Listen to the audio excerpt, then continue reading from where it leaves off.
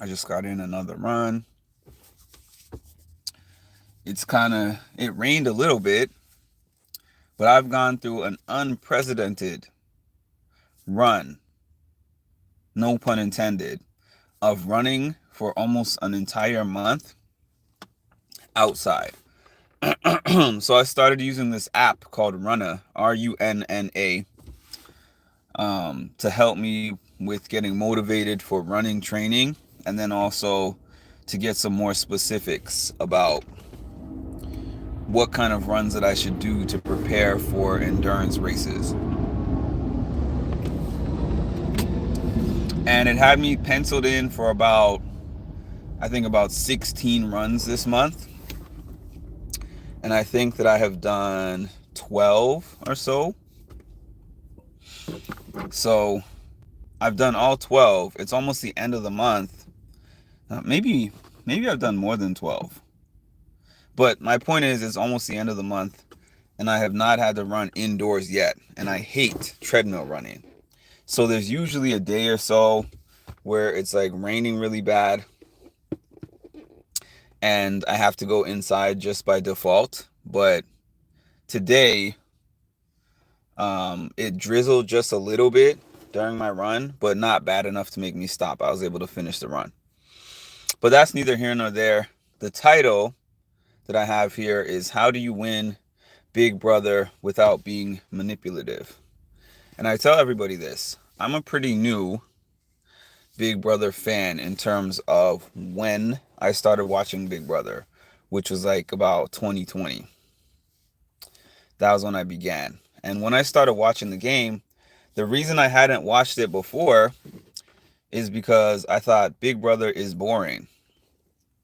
Because I'm used to shows that are fast, action paced when it comes to reality TV. And I'm like, Big Brother takes so long for things to pop off. Then you'll have an exciting couple of hours, and then you'll have days of boring. That's how I used to think of it, but I think of it differently now. Good morning, Lewis, and good morning, Tasha. So, a narrative that I have seen going around a lot on different social media platforms, on Twitter, on Facebook, on Reddit, is how manipulative of a player in this game that Chelsea is. And I sit here and I think to myself, what is Big Brother? It's a social experiment, right? There's politics involved. Hi, Jackson. It's a social experiment, and then there's politics involved. There's games that give you powers, right? So you go in the house and you make relationships. And it's like Jeff Probst. How do you say his last name? I don't know how you say his last name. But it's like Jeff from Survivor always says. He's like, trust is your currency in this game. So everybody comes into the game with nothing. They have no advantages. They have no idols. There's nothing that separates them from their competition. So you get in there and then you build the relationships, and then relationships, you're supposed to make them beneficial to you in the end. So you're supposed to manipulate people because you're the only one trying to make the money. So even if you have a final two, let's say in this case, Chelsea and Cam are a final two. And then Chelsea talks to MJ and is like, you and me, girl, you're my final two. That's a backup plan. Her main plan could be to go to the final two with Cam. Her secondary plan might be like, if MJ happens to win in final three, let's make it so that MJ would take me also.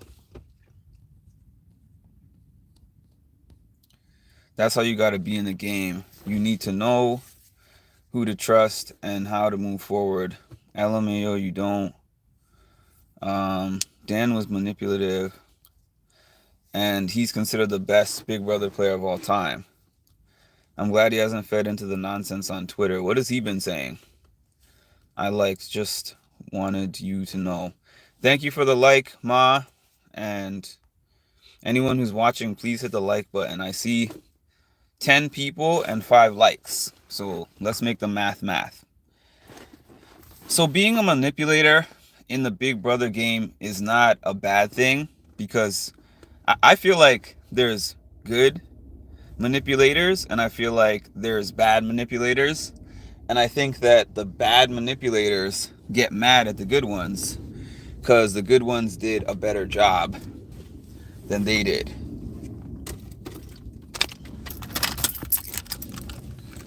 Sorry, I'm moving around.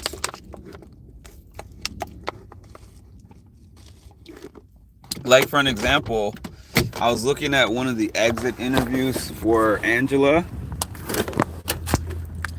and Angela was asked to give a description of everybody left in the house. And the word that she used for Chelsea was manipulator. And I think that when she used it, there was a negative connotation behind her using it.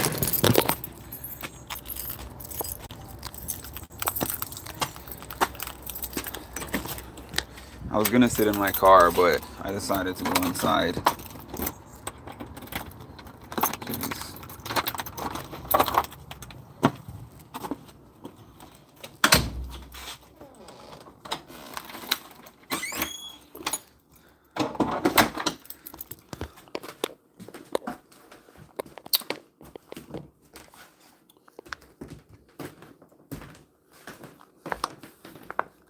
Hi, Rory.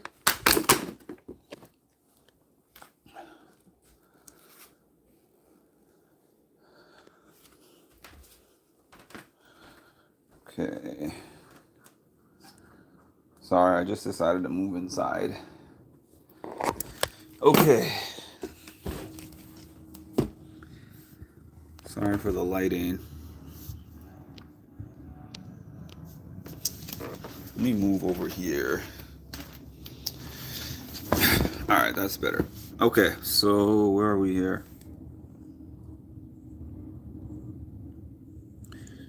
Chemo and Rabina as the nominee is not a good idea unless she'll backdoor. I'm pretty sure. Well, I don't know. She's not the one who would be backdooring them. I guess she still could though, mathematically, like I keep saying, because if one of Chemo or Rabina came off the block, and Chelsea or Cam went on the block, it would probably be a split vote, and then MJ has the power to make that decision of who goes home. She better backdoor Chelsea or else she's writing a check. He hasn't been saying anything, but the other alumni, yeah, I've seen that. Janelle has been on Twitter a lot. Janelle, my all-time favorite. Yeah, we miss chatting with you too, Rory. Even Taylor has fed into the nonsense. Yeah. Yeah, so what I was saying, the point that I was trying to make, I know I've been all over the place, but I feel like there's good manipulators and there's bad manipulators, but they're all manipulators.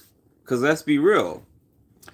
Let's say T-Core, Chemo, and Rabina, who were known as the trio for a long time before T-Core got out, they would sit in rooms and have discussions about how they were going to manipulate the rest of the house. And T-Core was basically the head of the snake when it came to that. And there was nothing wrong with that because that's what you're supposed to do. Not T-Core, Tucker was manipulating people. Angela was manipulating people. They're all in there to manipulate each other. Like, we think about these comps and everything and winning the comps. The comps are just an added layer that can provide you safety in times of need. But the social aspect is the majority of what the game is about. And Big Brother is a game of manipulation. It's not a sporting event. where you go in there and it's about, okay, you get this score and I get this score, and if my score is higher than your score, then I win the game. No, you're in there to study people, learn their tendencies, make alliances, make multiple alliances, be cutthroat at times, and control the game. So when somebody does that, my opinion is they should be celebrated for that. Like last year when Jag won, no offense to Jag, right? But Jag's win was essentially letting everybody else play the game in front of him and then getting to a point where nobody could beat him or Matt in the competitions. So even though I'm like, a winner is a winner, I look at that kind of win and I don't feel like he had a major amount of control over the game for the majority of the game. We have a gamer in Chelsea actually controlling the game, and people are using that to down her. Or I saw one person say that Chelsea needs to apologize after this is done for like the shady way that she's playing the game, and I'm like, what?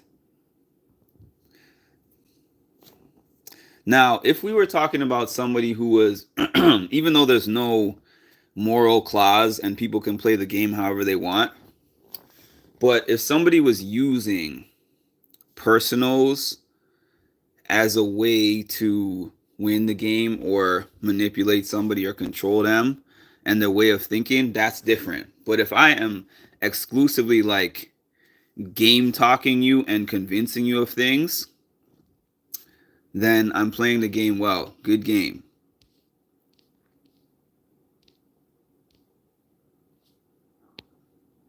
Janelle is one of the best players, but she has said some things on Twitter I don't like.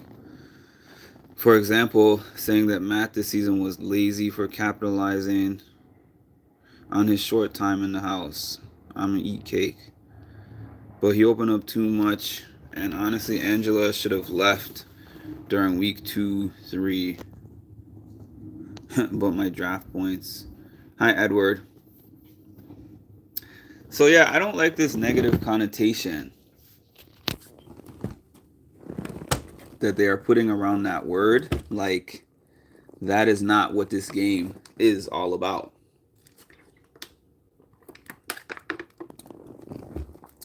This whole truth, justice, and the American way that people act like you can win the Big Brother game by doing. Somebody told me one time, I think last year, that you can win Big Brother without manipulating anybody. And I was like, really? That is news to me. Because I have never seen a Big Brother player win without manipulating anybody. Matter of fact, the first actual season that I watched, not live, but the first season I just flipped on because I asked people what are the best seasons. Somebody recommended 16 to me, and that was the first season that I watched. Derek was one of the best manipulators of all time. And he was praised for that. So I guess the Big Brother community picks and chooses based on who it is. Whether manipulation is something they like or whether manipulation is something they think is like shady and terrible. I call it the same across the board. And I think that, in my opinion, okay, I'm thinking of season 23, season 24, 25, and 26. In the past 4 seasons,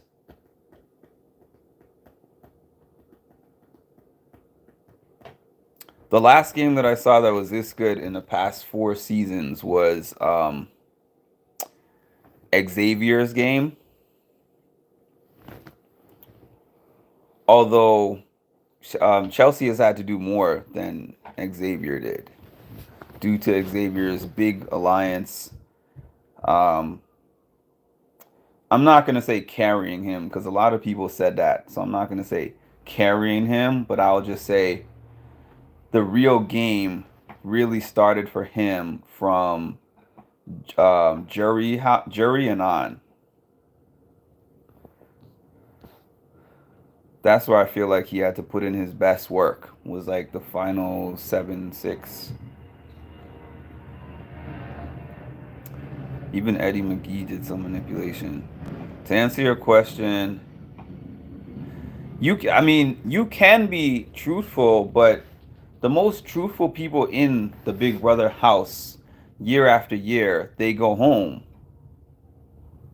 Like, you don't see a truthful winner that is like, they're truthful beginning to end. They're usually the people who are blindsided and crying, and it's like, oh, I guess I'm naive, but I really believed so and so when they said this.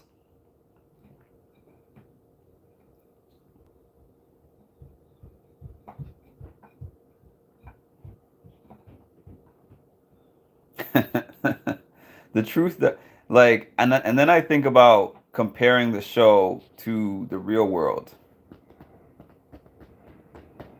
The people who are the highest positions at all the jobs that I've been to are the people who are willing to, like, manipulate their way to the top.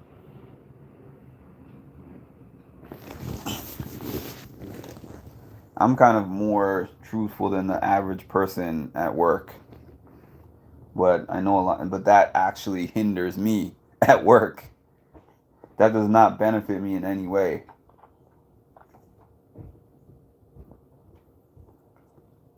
It might benefit me when I go home and sleep at night, but it doesn't benefit me in terms of moving up the corporate ladder.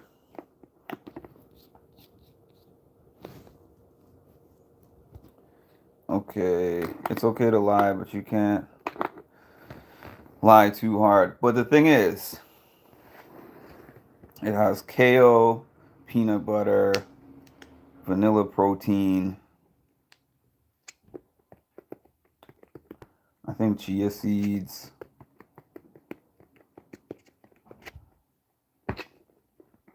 and almond milk.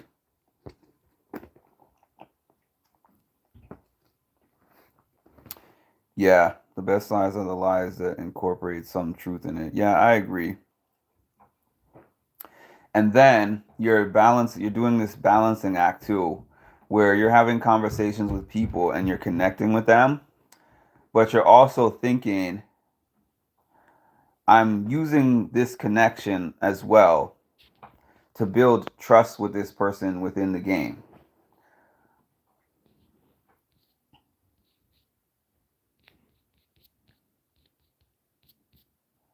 Yeah, I don't like when people are just flat out lying just for the game, but mixing in lies that have some truth in them, that's good strategy to me.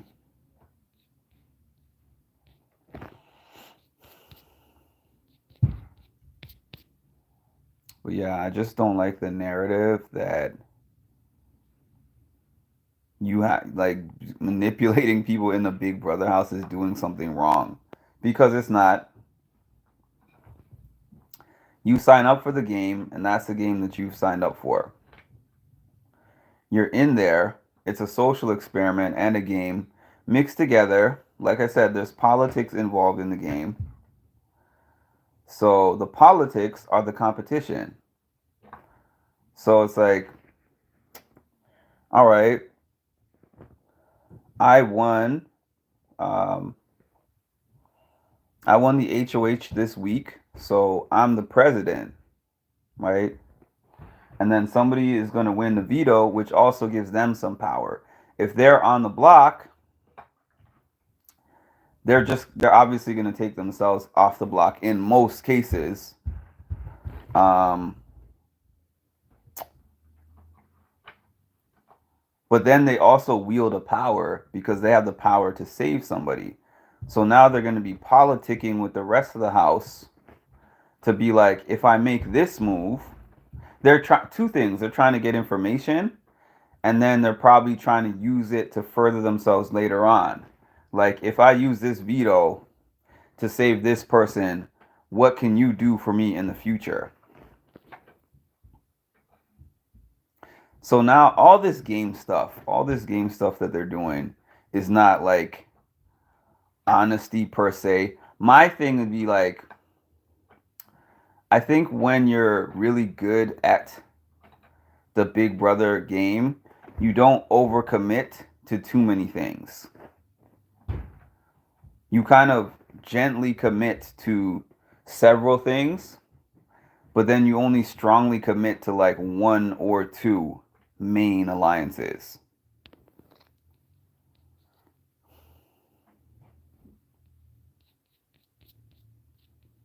Because I think you always need one main one and one backup plan. Because you can't put all your eggs in one basket, because then when that person gets out, now what?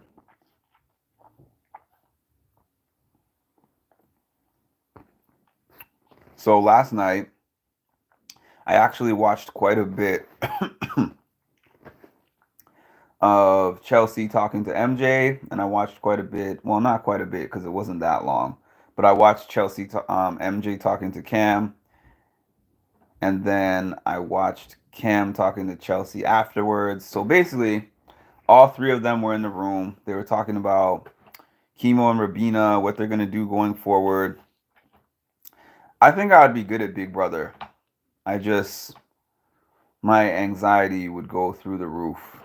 Like, that's the problem. Big Brother is a game that I would actually like to play if it was not for my own mental health issues, which it would exacerbate. No, they're not my birthday balloons, actually. Somebody got them for, well, for my family, I guess, for my dad's birthday. So those are not for me. But yeah, they were talking about Rabina and Chemo. Cam got called to the diary room, and then MJ and Chelsea were in the room for quite a bit, and they were talking about their final two. And Chelsea said to MJ, "It's me and you versus Cam." So basically, they want to get out. I think they want to get out. Well, I don't know what order they want to get them out, but they want to get out Rabina and Chemo. I'm not sure what order. I think they were talking about getting out Chemo first and then Rubina, but either way, they want the two of them out. But Chelsea and MJ were saying to each other, we're the most deserving two people in the house because we're the ones who've been playing the game and everybody else has been carried. And Chelsea was saying to MJ, Cam wouldn't be in this house if it wasn't for us. We've been carrying him. He has not been winning competitions. He's not been pulling his weight. So they kept talking about this final two. Then Cam comes back up. Chelsea gets called to the diary room. I didn't hear MJ talking to Cam about anything about a final two officially. But they were talking about the possibility of Chelsea going on the block. Um, but that was about it. It wasn't like the same type of conversation that MJ was having with Chelsea. So I think that Chelsea is basically keeping her options open for a final two with both. I think that Cam would be her priority, and not just because of loyalty, but because I think that she would beat Cam in a final two unanimously, which I keep saying, but I think so. My mental health issues would be exacerbated as well. And not even just the game, it's the game and the cameras, and then the paranoia of like me talking to a bunch of people that I can't trust and not having a safe person that I really trust for real. Not being able to exit a situation that I find challenging because that is one of my favorite things to do. Like, I learned that in therapy. that when I get into something where it's overwhelming and I can't think properly, to just separate myself for a little bit, cool off, and then think by myself and then revisit it. I can't do that in a Big Brother house. Um, yeah, there's just several things that would make it very difficult for me in that game. Despite the fact that I think that if I could hone that and keep all that stuff under control, I would be an excellent Big Brother player. But I wouldn't even put myself through that ringer. I could not. Could not do it. That's why sometimes when people ask me why I'm easy on the house guests, that's why. Just me looking at it from the outside looking in, it looks extremely challenging to me. And not only that, I've spoken to several of them. How, Holly? I don't understand. Like, who has she bullied? Since you have that opinion, and I've been trying to figure out what people are seeing that I'm not seeing, who has she bullied and how? Somebody please describe that to me. I wouldn't mind doing Big Brother. You know what I want to do though? I want to, an idea that I had like a couple years ago that I still just have not figured out how to execute it or if it would even be worth it, would be to like rent out a house for the day, for one day, and do like a 1 day version of Big Brother where Big Brother, you know how they play out two Big Brother days in a double eviction? They're like 2 days worth of gameplay or 2 weeks worth of gameplay in 1 hour. I would like to rent out a house and have like, I don't know, 10 competitions that take place and get recorded all in 1 day. They don't sleep there or anything. It's just a 1 day thing, split up into episodes. Everybody talks about people behind everyone's back. Rabina has done it. Chemo has done it. MJ has super done it. Have you seen MJ talking to people? My birthday is actually Thursday. This upcoming. No, what am I saying? Wednesday. Sorry about that. Wednesday. Sunday, Monday. It's in 4 days. My birthday's in 4 days. So this is just actually a coincidence because I usually face the window, but then the glare of the light messes with my lighting.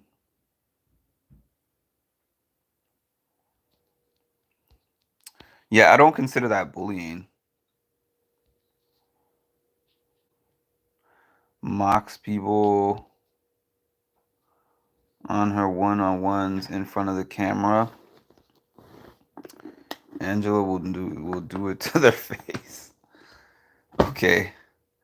Chelsea gets away with it. Even voted out Tikor, Cam, Leah, and Tucker. Tucker did it a major. No, my dad's birthday was August 29th.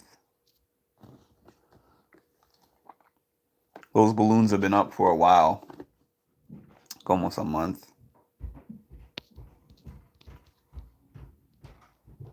But thanks anyways, DJ. That's an early happy birthday.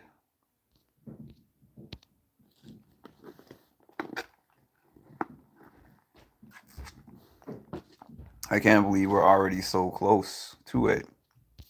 I can't believe a year has gone by already.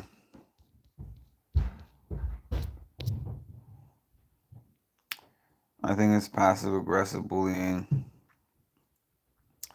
But we're talking about a Big Brother game. That's the whole thing. That is the difference between what you're talking about. Like, if this was happening in life, where people were not forced to be together in a house, and it's like you choose to make friends with somebody and they're your friend or something, and then you smile in their face and then go in another room and talk about them behind their back, then I'd be like, oh, you're fake, like why even bother being their friend? Now, if you're put into a house with people you may or may not like, but you have to kind of give everybody the impression that you like them and try to make sure that everybody likes you, that's a whole different thing.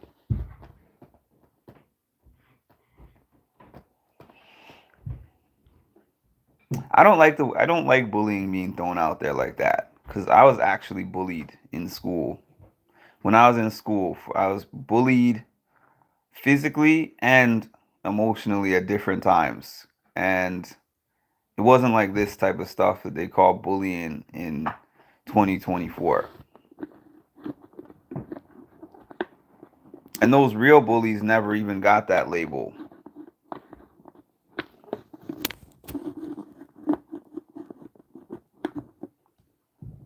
I was also bullied.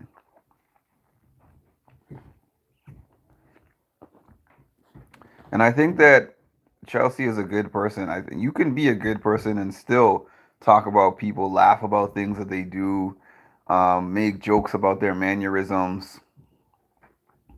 I'm not saying that anybody is perfect and she's not perfect, but I consider the bullying aspect of it malicious intent.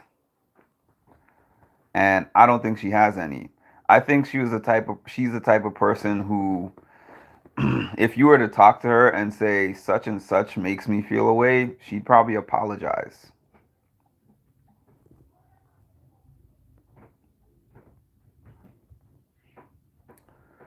Morning, Cass. The bullies always seem to be the teacher's pet. Yeah, I had friends like Chelsea who till this day don't know why we're not friends anymore. Bestie Cass and her tiny crown.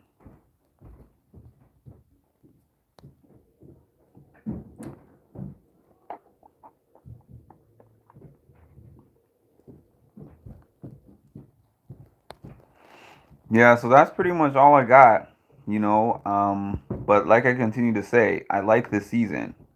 There's nobody that I really super strongly dislike from the season. Even the people that I don't like, it's not like I hate them or anything. They're just not my favorite people in the world, but then a part of me also wonders how much has production protected people so far. Stay, I just got here. Hey, Marshall.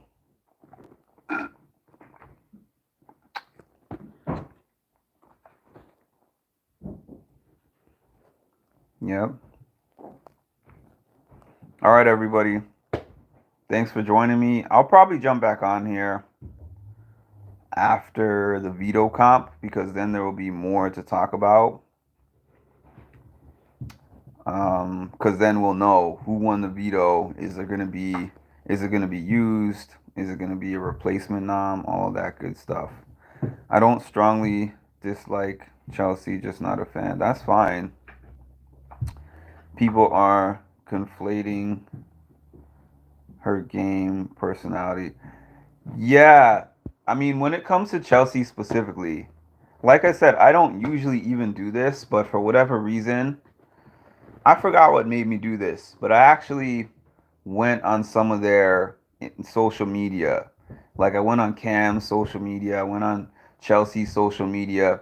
I even listened to some of Chelsea's podcast material. And she's a person of like high morals and she's very religious. So the thing is, I feel like when she decided to come on the Big Brother game, she had to say to herself, some things that I wouldn't do in real life, I'm going to have to do in this game. Because when you're in the game,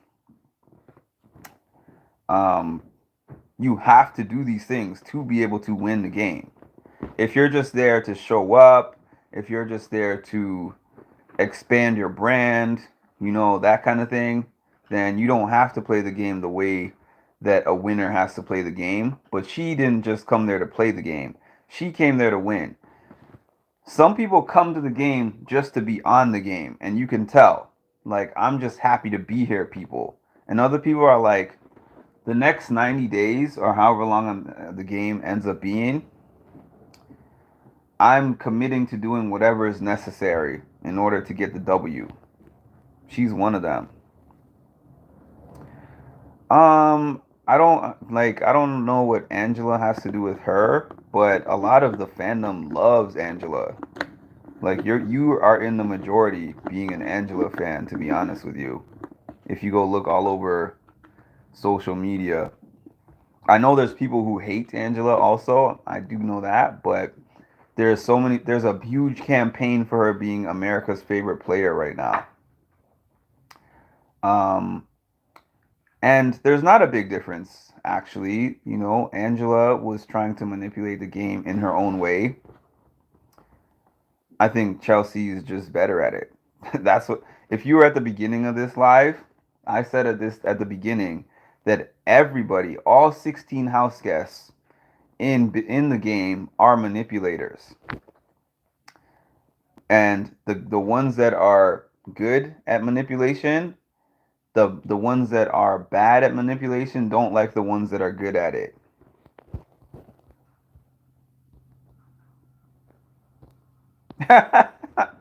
That's hilarious, Holly. That's the most hilarious thing I've seen in a while. That Angela is a younger and hotter Chelsea is a younger and hotter version of Angela. That is one of the strangest comparisons I've ever heard. I feel like Angela is split. Hi, Holly. There was a DJ in there.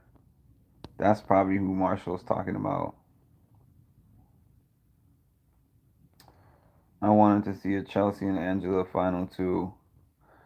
Oh yeah, well no, but Kenny was manipulating too because when I spoke to Kenny at that Big Brother party, I asked him about how he kept saying he wanted to go home, and he told me that the first week and a half that he was in the house, that was a strategy. Like he was using sympathy as a strategy. But then he said after some more time had gone by, and then especially after Matt got out of the house, he said that he was really missing his son. He was missing his kids.